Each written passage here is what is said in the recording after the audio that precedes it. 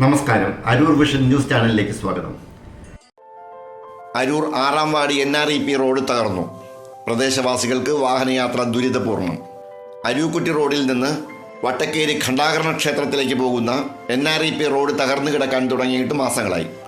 ടാറും മെറ്റലും ഇളകി ഇരുചക്ര വാഹനങ്ങൾക്ക് അപകടങ്ങൾ വിതയ്ക്കും വിധം കുഴികൾ കൊണ്ട് നിറഞ്ഞിരിക്കുകയാണ് ഈ ഗ്രാമീണ പാത. NREP അരൂക്കുറ്റി റോഡിൽ നിന്ന് ഇങ്ങനെ കഴിഞ്ഞിട്ടുണ്ടെങ്കിൽ 5 മിനിറ്റ് കൊണ്ട് പോകേണ്ട സ്ഥലത്ത് ഒരു 40 മിനിറ്റ് കൊണ്ടാണ് ഇപ്പോൾ എത്താൻ പറ്റണത്.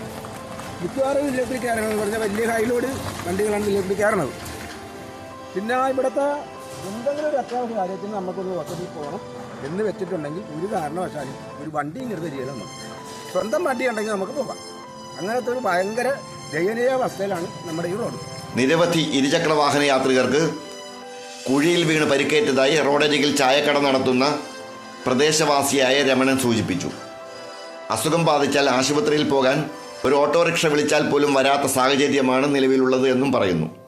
അരൂരിലെ പ്രശസ്ത തീർത്ഥാടന കേന്ദ്രമായ വട്ടക്കേരിൽ ഖണ്ഡാകരണ ക്ഷേത്രത്തിലേക്കുള്ള തടിഘോഷയാത്രകൾ തുടങ്ങാൻ സമയം ആസന്നമായിരിക്കെ എത്രയും വേഗം റോഡ് നന്നാക്കി ജനങ്ങളുടെ ജീവനും സ്വത്തിനും അധികാരികൾ സംരക്ഷണം നൽകണമെന്നാണ് നാട്ടുകാരുടെ ആവശ്യം.